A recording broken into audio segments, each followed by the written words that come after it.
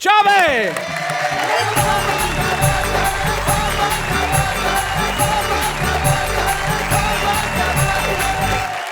बहुत बहुत धन्यवाद। किसी ज़माने में अंजुम जी मैं भी गाने का शौकीन था और अपने कॉलेज में एक बार जब मैंने गाना गाया था तो एक ही गाने पे 2 मेडल मिले थे। एक छोटा मेडल, दूसरा बड़ा मेडल। छोटा मेडल गाना शुरू करने के लिए मिला।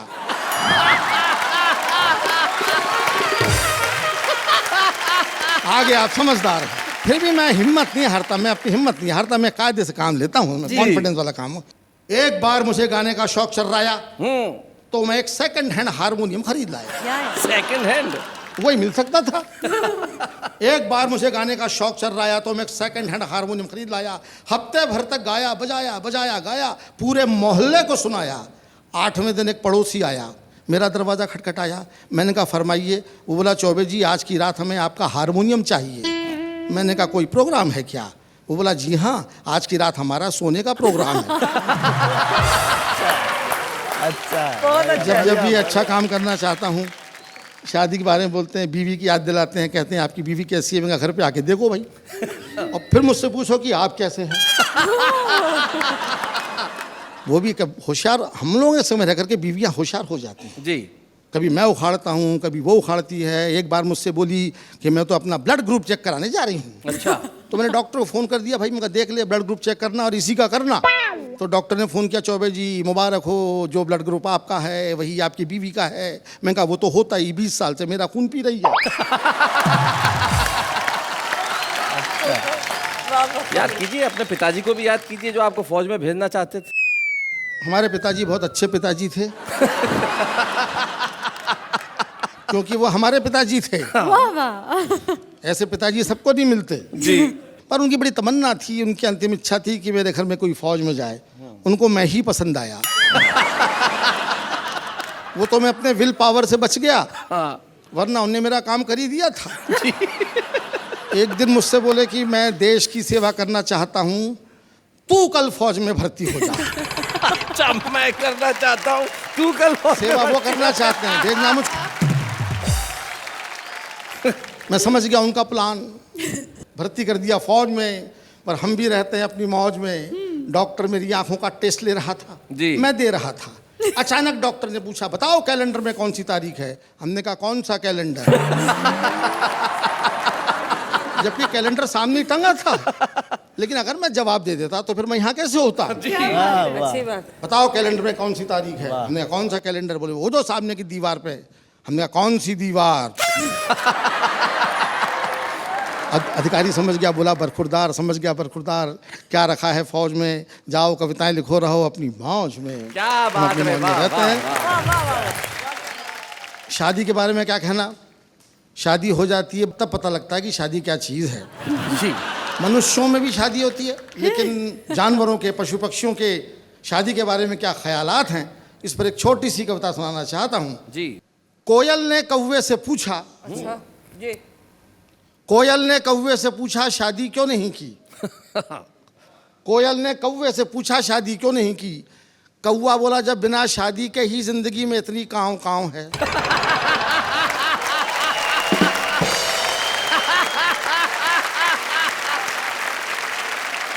जानवर तक समझता कि शादी क्या चीज है। हाँ? बंबई में चौपाटी पे 2 लोग रात को घूम रहे थे।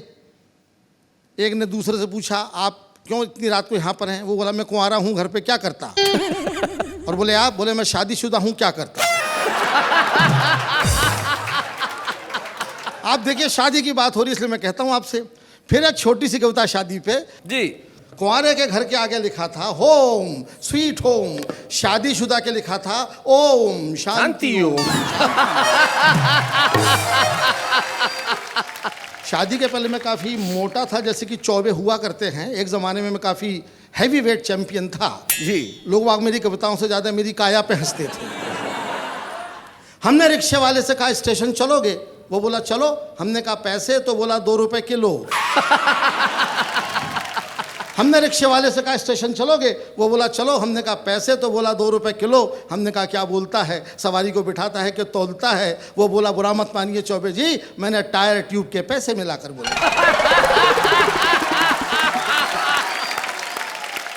मैं और सुंदर मालेगामी लखनऊ स्टेशन पे खड़े थे, गाड़ी का इंतज़ार कर रहे थे। गाड़ी काफ़ी लेट थी, सोचा वज़न लेता हूँ। वज़न लेने मशीन पे चढ़ा तो मशीन भी मुस्कुराने लगी। हम वज़न तौलने की मशीन पर चढ़े, टिकट देखा तो आसमान से नीचे गिर पड़े। लिखा हुआ था सूचनाएं गौर से पढ़ें, एक साथ 4 लोग न चढ़ें। सूचनाएं गौर से पढ़ें, एक साथ 4 लोग न चढ़ें। टिकट सुंदर को दिखाया, वो भी मुस्कुराया। मशीन पे चढ़ा, सिक्का डाला, टिकट निकाला। इस बार लिखा हुआ था वज़न तो रखें। एक अमेरिकन पिक्चर आई थी जुरासिक पार्क, आपने देखी होगी। उसका असली हीरो डायनासोर था, बाकी पात्र तो कीड़े मकोड़े थे। पूरी फिल्म में वही दंदना रहा था, डायनासोर डायनासोर। मैं भी जिज्ञासावश देखने गया। टिकट लेने क्यों में खड़ा ही हुआ था कि लोग बाग मुझे ऐसे देखने लगे जैसे मैं ही डायनासोर। कुछ लोग तो टिकट फाड़ के घर जाने लगे, बोले अब पिक्चर क्या देखना।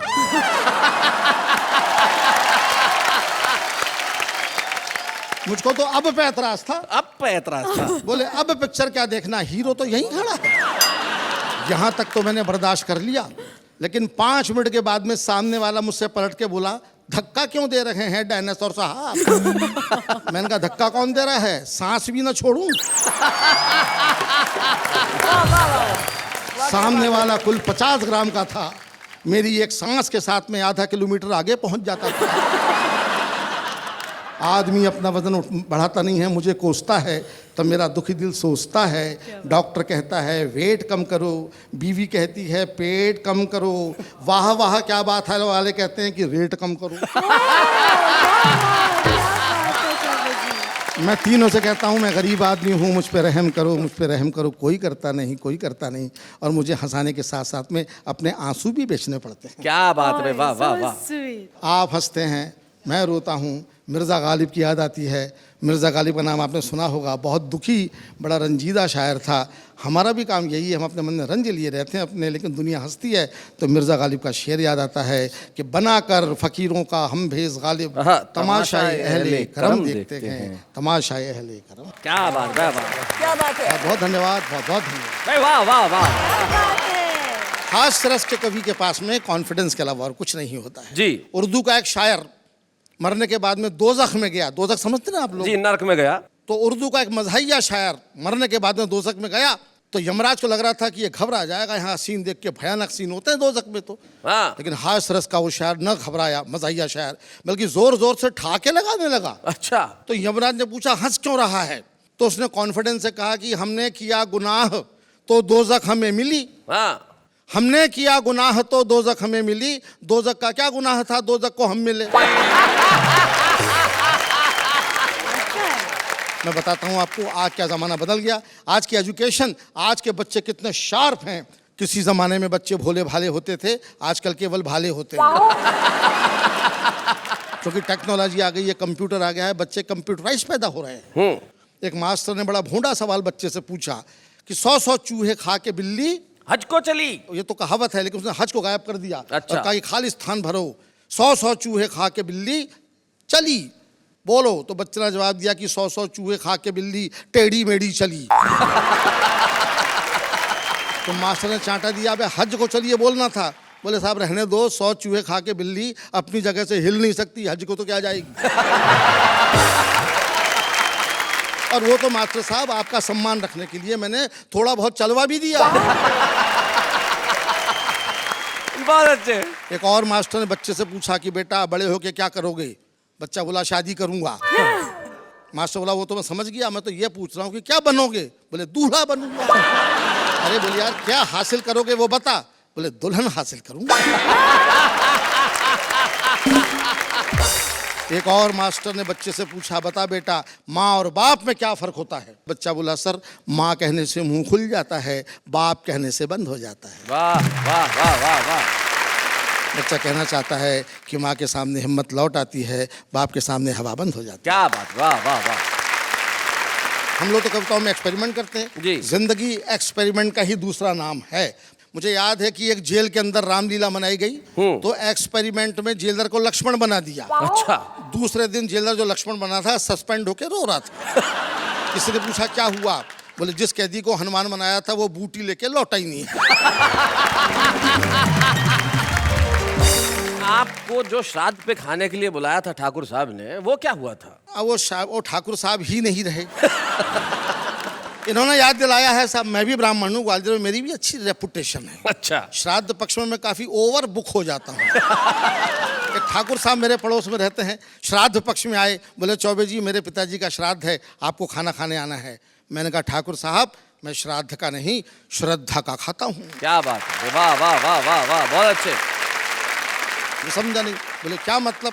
मैं कहा जब तेरे पिताजी जिंदा थे तब कभी क्यों नहीं बुलाया? तब कभी नाश्ते पे भी नहीं बुलाया, मरने के बाद में डायरेक्ट लंच पे बुला रहा है। मैं तेरे पिताजी का एजेंट हूँ क्या? मैंने कहा मैं तो नहीं आ रहा। तो ठाकुर बुरा मान गया, बोले नहीं आओगे तो अगले साल तुम्हारा ही मनेगा। इस बात से मैं टेंशन में आ गया। मैं उसके पिता के साथ में खाना खाने गया, पालती मार के बैठा, 3 घंटे तक नॉन स्टॉप खाया। अच्छा।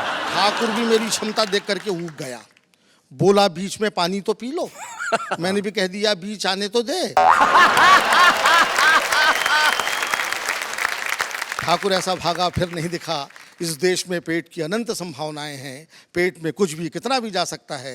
मुझे याद है एक हाथी का ऑपरेशन हुआ, ऑपरेशन के बाद में डॉक्टर ने नर्स से पूछा अपने औजार तो गिन लिए, पूरे तो हैं? नर्स बोली डॉक्टर साहब औजार तो पूरे हैं मगर छोटे वाले डॉक्टर साहब नहीं दिख रहे। तो ये जो मेरा फूला हुआ पेट आप देख रहे हैं, ये खाने के मारे नहीं मस्ती के मारे फूला हुआ है। लोग समझते हैं बहुत ज़्यादा खाता हूँ, यकीन कीजिए मैं बहुत कम खाता हूँ। लोगों के गम खाता हूँ, हिंदुस्तान की हालत पर रहम खाता हूँ। आप मेरा भरोसा करें तो मैं आपकी कसम खाता हूँ। क्या बात, वाह वाह वाह वाह वाह। आज का ये एपिसोड चूंकि यात्राओं को लेकर के है, ज़िंदगी में तमाम यात्राएं अलग अलग प्रकार की होती हैं। एक यात्रा मैं भी आपको एक यात्रा पे ले चलता हूँ, एक अनोखी यात्रा पे। ओहो। साइंस कहता है कि मरने के बाद में 2 घंटे बाद दिमाग कोलैप्स होता है, दिल तुरंत कोलैप्स होता है, इसलिए आदमी मर जाता है। जी। मेरे मरने के बाद में क्या हुआ, जो कुछ मैंने देखा वो फैंटेसी आप मेरी आंखों से मेरी ज़बान से सुनिए। जी। हम अपनी शव यात्रा का आनंद ले रहे थे, लोग हमें ऊपर से कंधा और अंदर से गालियां दे रहे थे।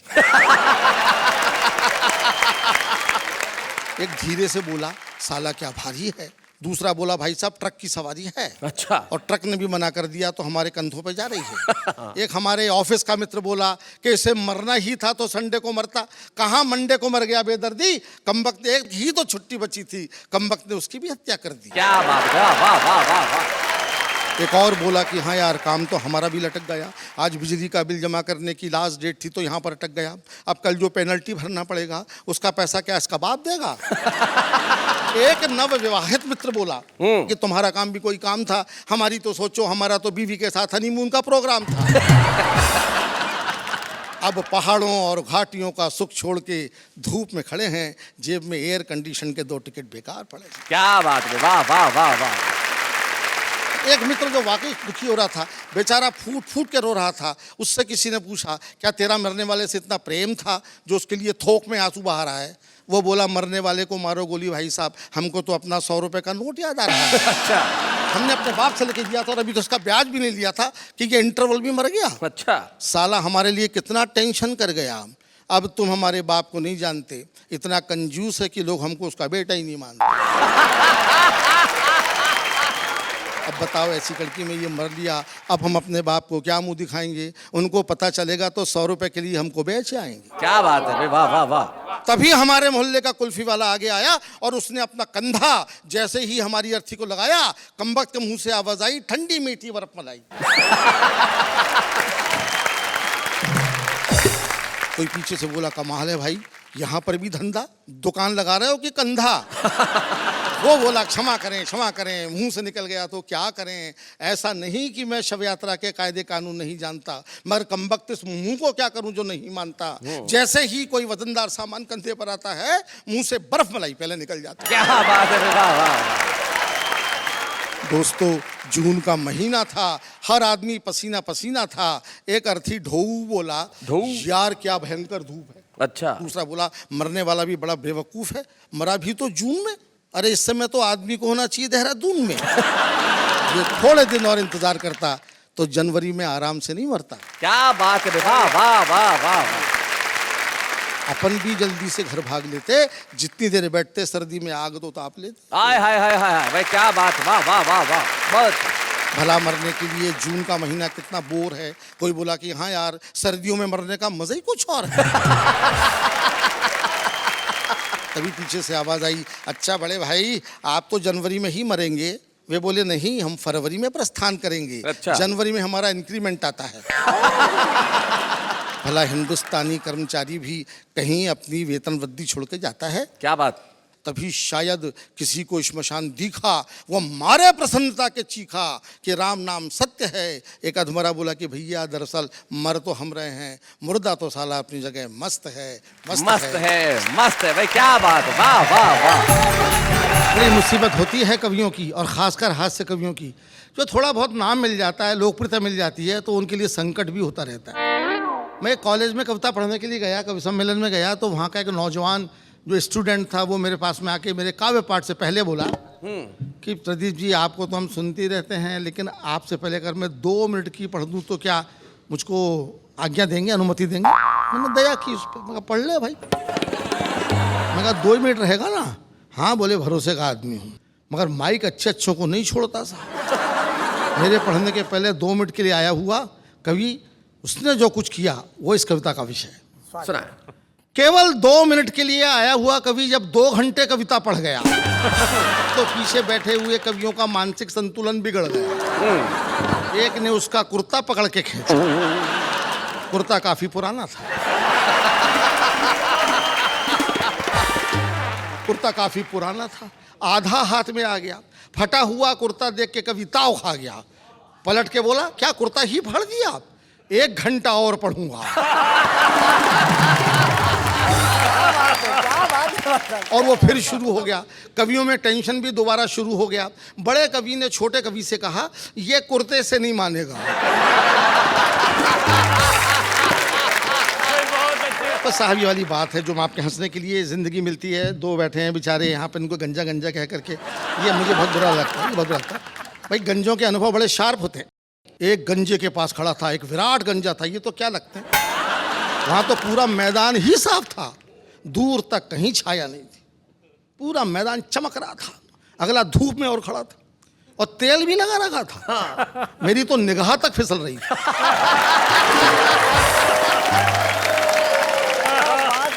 लेकिन उसके गंजत्व से आकर्षित होकर के मैं उसके पास पहुंच गया कि शायद कुछ देखने को मिले। गौर से देखा, दिखा साहब उसकी खोपड़ी पे 2 बाल लहरा रहे थे। एक बाल सीनियर था, दूसरा जूनियर था। तो जूनियर बाल ने सीनियर बाल से कहा कि दादा अपन दोनों आपस में शादी कर लें तो ये मैदान लहलहा जाए। तो सीनियर बाल बोला, ऐसा नहीं हो सकता भैया, इस देश में बाल विवाह पे पाबंदी है।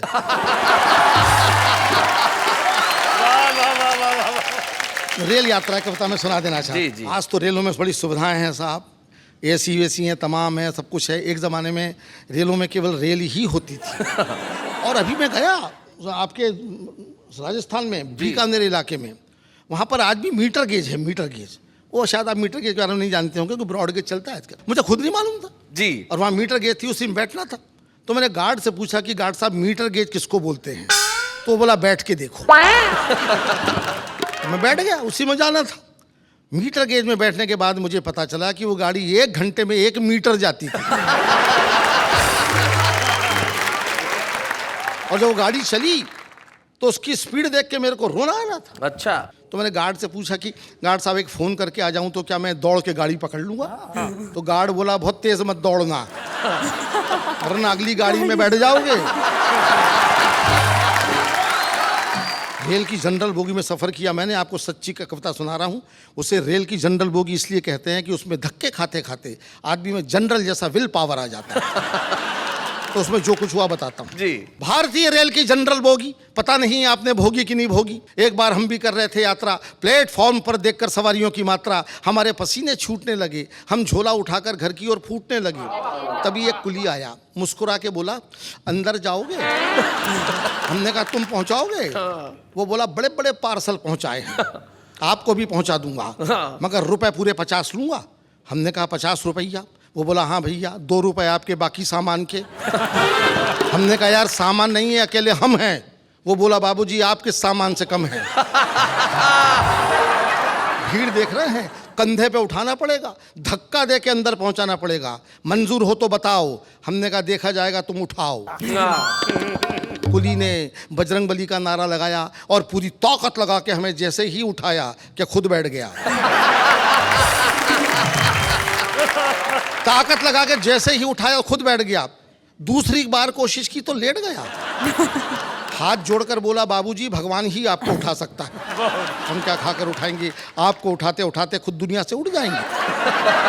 तभी गाड़ी ने सीटी दे दी। हम झोला उठाकर धाए, बड़ी मुश्किल से डिब्बे के अंदर घुस पाए। डिब्बे के अंदर का दृश्य और घमासान था। पूरा डिब्बा अपने आप में हल्दी घाटी का मैदान था। लोग लेटे थे, बैठे थे, खड़े थे। जिनको कहीं जगह नहीं मिली वो बर्थ के नीचे पड़े थे। अच्छा। हमने गंजे यात्री से कहा, भाई साहब थोड़ी सी जगह हमारे लिए भी बनाइए।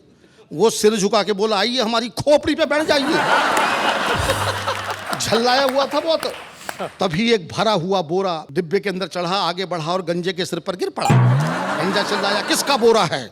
बोरा फौरन खड़ा हो गया और उसमें से एक लड़का निकल के बोला, अकेला बोरा नहीं है अंकल जी, बोरे के अंदर 12 साल का छोरा है। अंदर आने का यही एक तरीका है, हमने अपने माँ बाप से सीखा। वाह। आप तो एक बोरे में घबरा रहे हैं, जरा ठहर तो जाओ, अभी गद्दे में लिपट के हमारे बाप जी अंदर आ रहे। उनको आप कैसे समझाएंगे? हम तो खड़े भी हैं, वो तो आपकी गोद में ही लेट जाएंगे। एक और देखिए, छोटा सा व्यंग है जी। एक यात्री बर्थ के नीचे से निकलता हुआ, अपनी आंखें मलता हुआ, फिल्मी अंदाज में बोला, मैं कौन हूं? मैं कौन हूं? उसका पड़ोसी बोला, शुक्र करो बेटा कि हो, वरना कल रेलवे कर्मचारी पूछते कि ये कौन था। इतना सुनते ही पूछने वाला मौन था। मगर एक अंतिम सीन तो आपको जरूर अच्छा लगेगा, क्योंकि आपको भी ऐसा अनुभव आया ही होगा। अचानक गाड़ी बड़ी जोर से हिली। एक यात्री खुशी के मारे चिल्लाया, अरे चली चली। दूसरा बोला, जय बजरंगबली। तीसरा बोला, या अली। हमने कहा गाड़ी तो बगल वाली जा रही है। अभी शैलेश टोढ़ा अमेरिका से प्रोग्राम देख के आया जी। तो मैंने उससे कहा कि भाई शैलेश, मैं भी अमेरिका जाने की सोच रहा हूँ, कितना पैसा लग जाएगा? बोला, एक भी नहीं, क्योंकि सोचने का क्या पैसा। लेकिन मैं आपको बताना चाहता हूँ कि मैं मस्ती में रहता हूँ। अब तो मैं काफ़ी दुबला पतला हो गया हूँ, बल्कि पतला ही हो गया हूँ। एक ज़माने में मैं हैवी वेट चैंपियन था। आज मुझसे डॉक्टर सुरेंद्र दुबे ने कहा, क्या पर्सनैलिटी है? मैं कहा, तब मिलते जब मैं पर्सनालिटा था। इन दिनों मैं आया था बम्बई में स्टूडियो देखने की, शूटिंग देखने की बड़ी मेरी अंतिम इच्छा थी। मैं गया स्टूडियो में, मेरे बड़े भाई थे शैल चतुर्वेदी साहब, फिल्मों में काम करते थे, तो मुझे लेगा शूटिंग दिखाने। शूटिंग तो कैंसिल हो गई, लेकिन मैं स्टूडियो में घूमता रहा। दोस्तों, कविता कहाँ कहाँ मिलती वो बताता हूँ मैं आपको। ये कविता जो मैं आपको सुनाने जा रहा हूँ, ये मैंने बिल्कुल नहीं लिखी है, उसी स्टूडियो ने मुझको दी है। वहाँ सिनेमा के पोस्टर सीक्वेंस में लगे थे। हर पोस्टर के बाद में दूसरा, तीसरा, चौथा पोस्टर मैंने गौर से देखा तो पूरी एक कविता, पूरा व्यंग उसमें से निकलता आ रहा था। मज़ा लीजिए, पहले 4 पोस्टर आप खुद समझ जाएंगे। हिंदुस्तान की कसम, हम हिंदुस्तानी, हम नहीं सुधरेंगे, हम सब चोर हैं। ब्रह्मचारी शादी के बाद, क्या बात है, वाह वाह वाह वाह वाह प्रदीप भाई। ब्रह्मचारी शादी के बाद 9-2-11। आह दुल्हन वही जो पिया मन भाए 20 साल बाद। आह दुल्हन वही जो पिया मन भाए 20 साल बाद गुमराह। झील के उस पार आन मिलो सजना, 2 गज जमीन के नीचे मैं इंतकाम लूंगा। अब कुछ बारीक बारीक पोस्टर भी थे साहब, इशारे करने वाले, घरों का हाल बता रहे थे। पति पत्नी जानी दुश्मन, कैसे संबंध होते जा रहे हैं समाज में। पति पत्नी जानी दुश्मन, बाप बेटा हम आपके हैं कौन। खून का बदला खून, भाई हो तो ऐसा। क्या बात है, वाह वाह वाह, बढ़िया बढ़िया बात। मैं जानता हूँ कि आपके जीवन में आपका पिता का बड़ा योगदान रहा है, क्या कहना चाहते हैं प्रदीप जी? उनका स्वभाव कुछ ऐसा था, वो अंग्रेजों के ज़माने के प्रोडक्ट थे। अच्छा। और मैं आज़ादी के बाद पैदा हुआ। उनको अंग्रेज़ों का ज़माना बड़ा पसंद था। अंग्रेज़ों की तारीफ करते करते अघाते नहीं थे और हमारे नए ज़माने को कोसते थे। उनके 3-4 डायलॉग परमानेंट थे, वही दोहराते थे हमेशा मुझको डोमिनेट करने के लिए।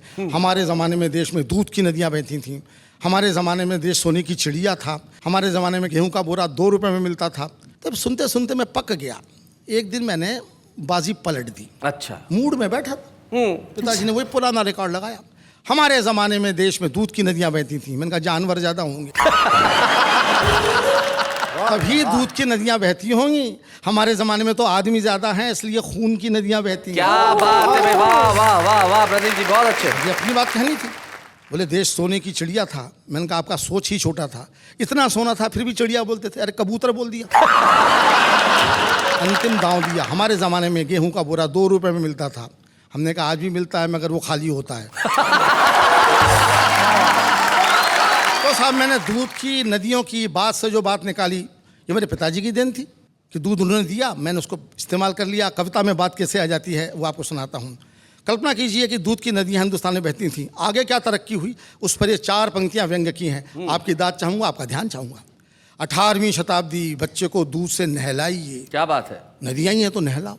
19वीं शताब्दी बच्चे को दूध पिलाइए।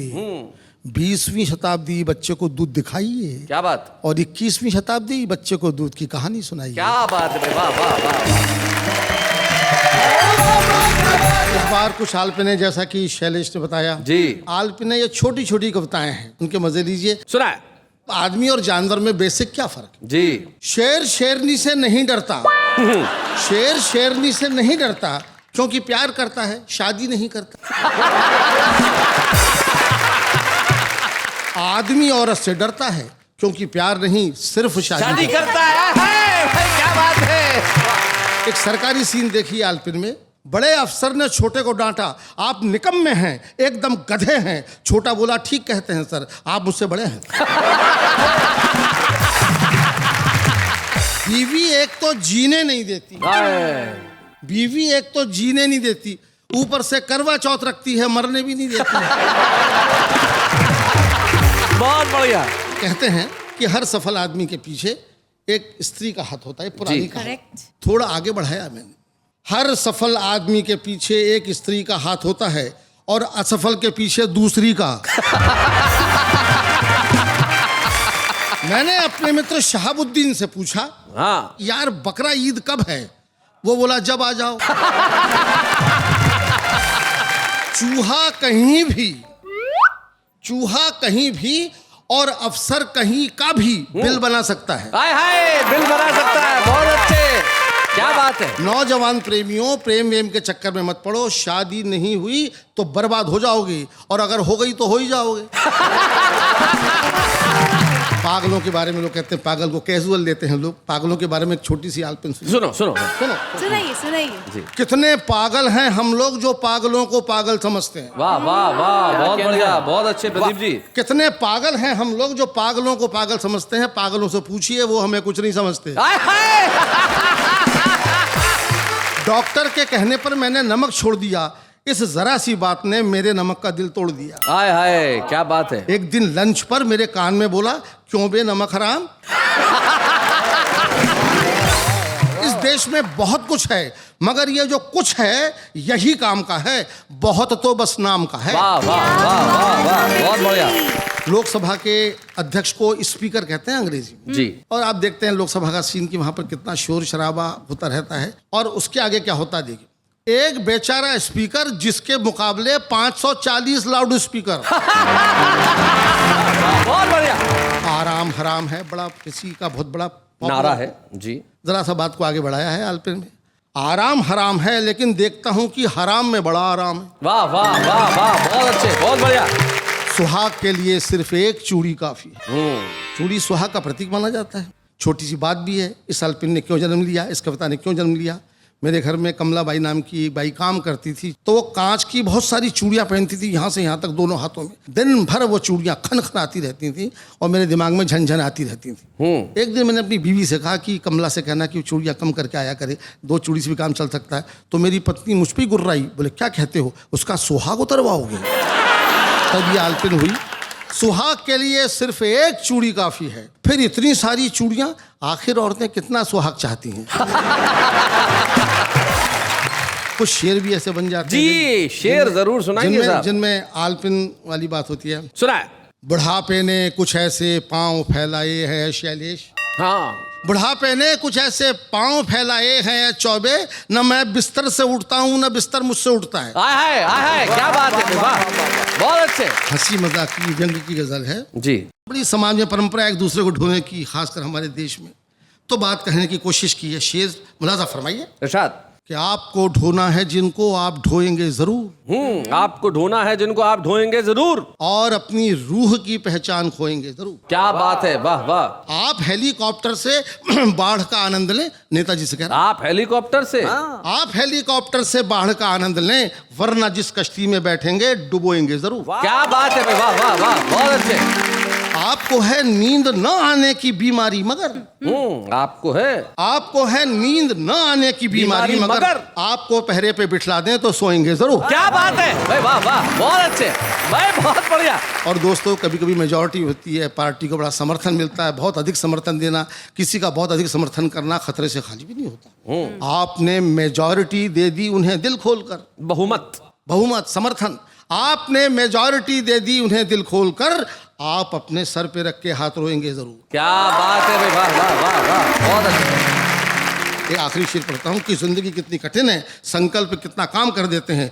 कल इसी चट्टान से निकलेंगे फूलों के हुजूम। क्या मिसरा है, वाह। हुजूम माने फूल ही फूल निकलेंगे, बगीचे के बगीचे। कल इसी चट्टान से निकलेंगे फूलों के हुजूम, हम यहाँ अपना पसीना आज बोएंगे जरूर। क्या बात है भाई, वाह वाह वाह वाह। दोस्तों, बहुत छोटी छोटी कविताएं मैं आपको सुनाऊंगा, और इन छोटी कविताओं का नाम मैंने आलपिन रखा है। शायद आपने कभी सुनी हो, पहले भी सुनी हो। आलपिन के बारे में बताना चाहता हूं कि आलपिन कागजों को जोड़ती है और कागज पूरी दुनिया को जोड़ता है। क्या बात है भाई, वाह वाह। आपने अभी भी आलपिन का जिक्र किया और कागजों को जोड़ने की बात की, तो मुझे निर्भय हाथरस जी की एक पंक्ति याद आई। उन्होंने आलपिन को अकाल से किस तरह जोड़ा था। वो कहते हैं कि राजस्थान में अकाल पड़ा है, ओहो, ये मुझे तब समझ में आया हाँ, जब मेरे दोस्त के पत्र के लिफाफे पे डाक टिकट मैंने आलपिन से लगा पाया। ये देखिए, छोटी सी आलपिन, पहली आलपिन। सरकारी बस थी, सरकारी बस थी, सरकारी बस थी, सरकती न थी, बस थी। बस थी।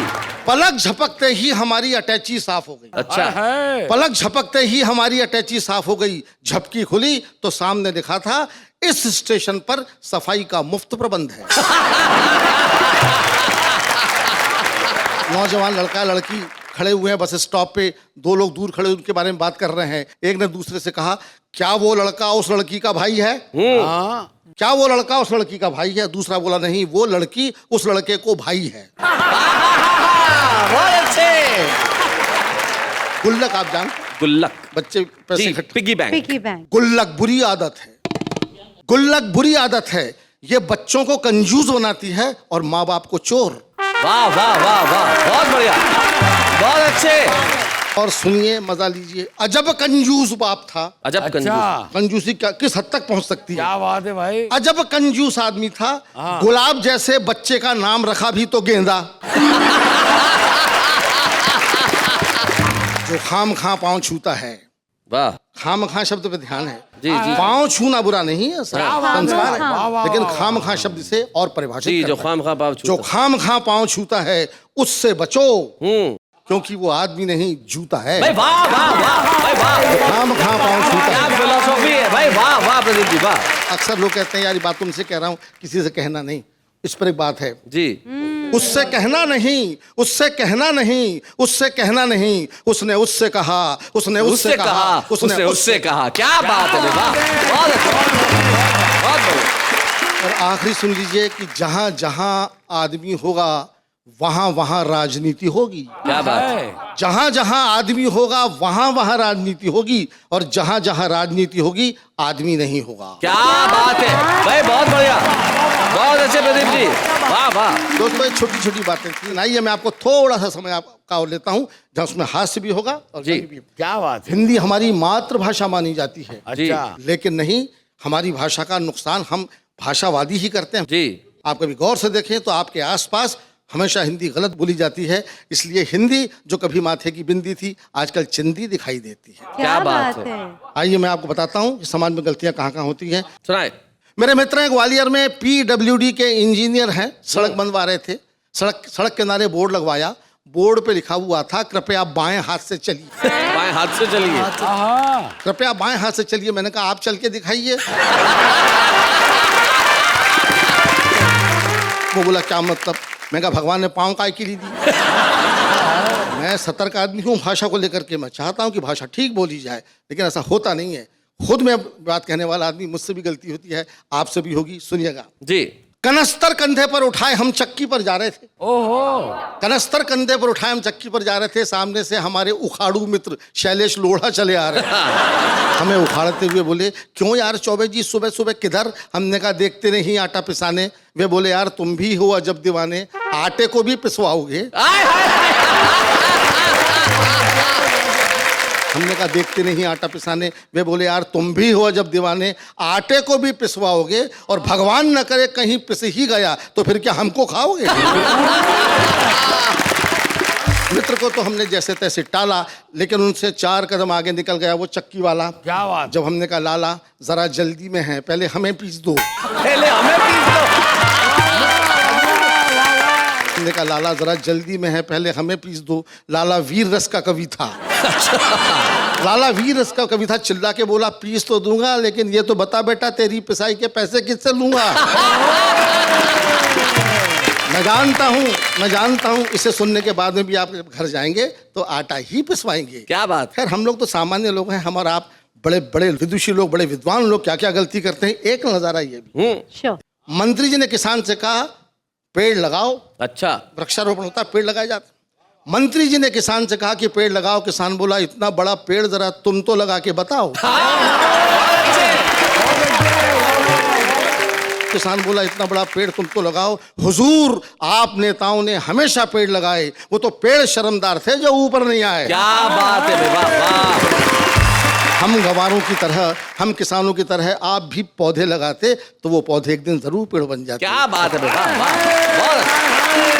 ये बातें मैंने आपको इसलिए सुनाई हैं दोस्तों कि भाषा हिंदी हमारा संस्कार होना चाहिए, हमारा व्यवहार होना चाहिए। केवल ज्ञान से कुछ नहीं होता, इसके बावजूद लोग नहीं सुधरते। हमारे ग्वालियर में, हमारे इलाके में एक बड़ी अजीब परंपरा है, श को स बोलने की। हाँ, शैलेश भाई।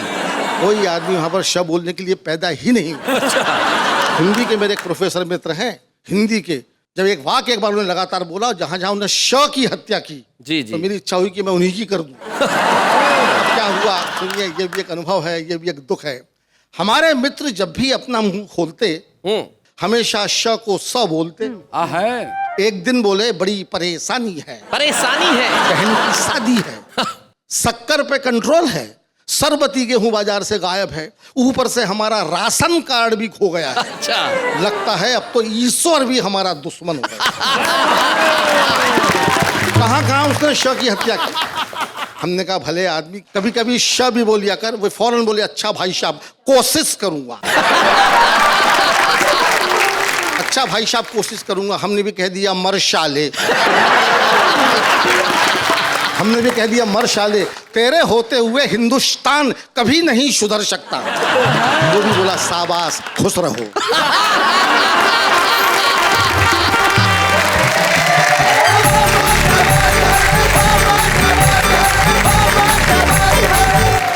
ऐसे और भी मजेदार वीडियो के लिए हमारे चैनल को लाइक, शेयर और सब्सक्राइब करें।